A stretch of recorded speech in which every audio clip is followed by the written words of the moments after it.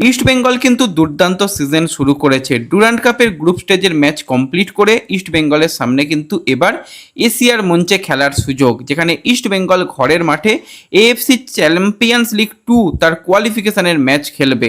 তো সেখানে ইস্ট বেঙ্গলের প্রতিপক্ষ দল কতটা কঠিন প্রতিপক্ষ হতে চলেছে, কীরকম প্ল্যানিং রয়েছে ইস্ট বেঙ্গলের প্রতিপক্ষ দল নিয়ে, ইস্ট বেঙ্গলেরই বা কী প্ল্যানিং রয়েছে, সমস্তটা নিয়েই আমরা কথা বলে নেব এই ভিডিওতে। তাই ভিডিও শুরু করার আগে একটাই রিকোয়েস্ট, চ্যানেলে যারা প্রথমবারের জন্য এসেছো মনে করে চ্যানেলটাকে সাবস্ক্রাইব আর ফলো করে নিও, তাহলে প্রিয় দলের খেলার সমস্ত আপডেট তোমরা এখানে পেয়ে যাবে।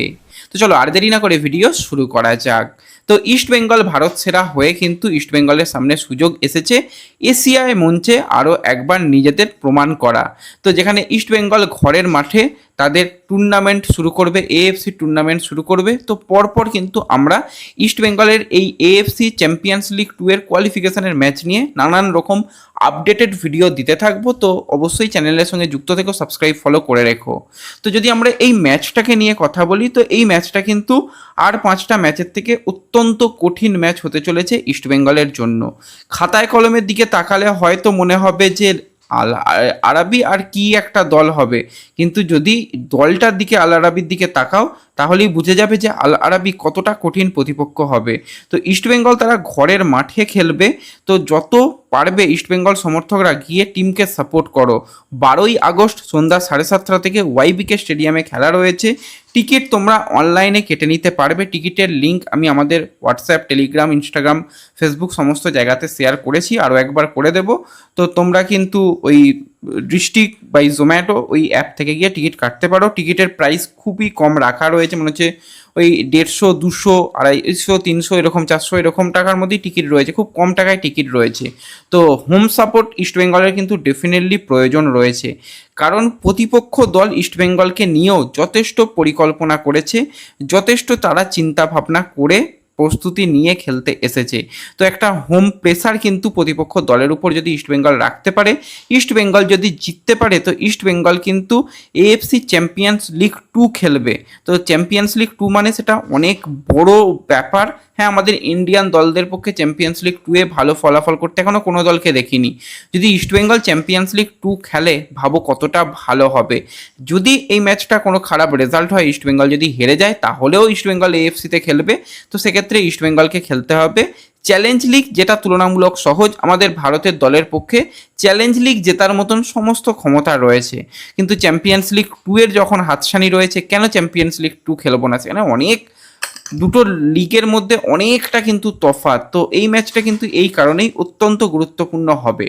ইস্ট বেঙ্গল তো অবশ্যই এই ম্যাচটা নিয়ে সিরিয়াস। অ্যান্তোনিও লোপেজ হাবাস এএফসিতে ভালো ফলাফল করাতে মরিয়া, কিন্তু দুটো দলের যদি আমরা ইকুয়াল ব্যালেন্সের দিকে তাকাই, আল আরাবি কিন্তু ইস্ট বেঙ্গল থেকে অনেক অনেক গুণে এগিয়ে রয়েছে। আল আরাবির কাছে যদি আমরা তাকাই, তাদের 3জন বিদেশি স্ট্রাইকার রয়েছে। সেখানে কিন্তু একজন স্ট্রাইকার রয়েছে তিউনেসিয়া স্ট্রাইকার, 22 বছর তার বয়স। একজন 32 বছর বয়সী মরক্কোর স্ট্রাইকার রয়েছে। একজন 32 বছর বয়সী কেনিয়ার স্ট্রাইকার রয়েছে। স্ট্রাইকার পজিশনে শুধু প্লেয়ার রয়েছে 3জন।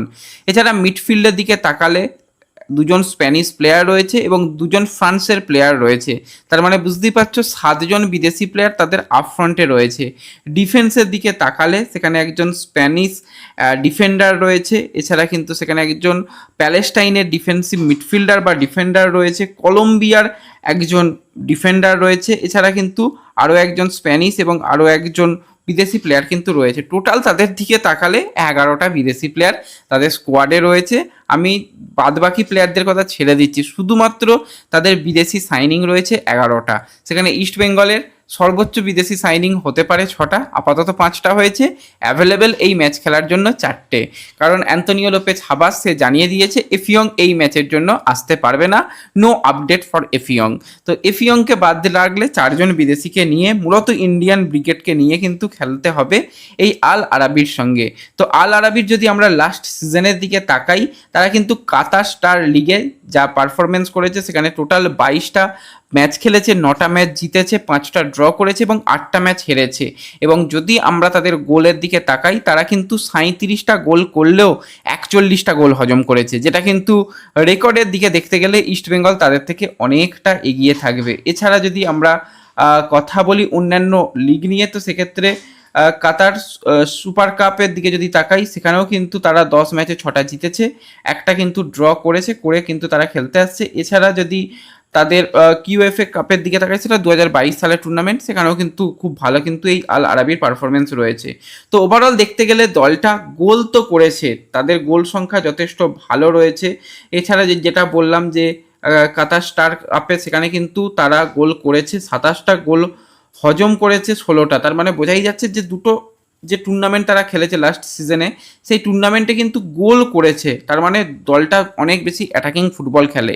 এছাড়া যতটুকু তাদের দল নিয়ে পরিসংখ্যানগত বিচার বা অন্যান্য ভিডিওস দেখে বুঝলাম, প্রচুর পাস খেলে। এত পাস খেলবে নিজেদের মধ্যে, তো সেটা কিন্তু অবশ্যই ইস্ট বেঙ্গলের জন্য একটা চাপ হবে। তো এই যে পাসিং লাইন আপ, এটাকে কাটানোর জন্য জিকসান সিং, রোহিত কুমার, মোহাম্মদ রাশিদদের কিন্তু বিরাট ভূমিকা হতে চলেছে। যদি এই পাসিং লাইন আপটা তাদের মাঝখানে কেটে দেওয়া যায়, তাহলে কিন্তু খুবই ভালো হবে। তো এই আল আরাবির যদি আমরা বিদেশি প্লেয়ারদের পারফরমেন্স নিয়ে কথা বলি, লাস্ট সিজনে one of the best player তাদের ছিল কিন্তু স্প্যানিশ প্লেয়ার, 34 বছর বয়সী পাবলো সার্বিয়া। তো এই পাবলোর যদি আমরা কথা বলি, সে কিন্তু টোটাল 9টা গোল করেছে, 3টে অ্যাসিস্ট করেছে। হায়েস্ট চান্স ক্রিয়েট করা প্লেয়ারটা ছিল কিন্তু পাবলো।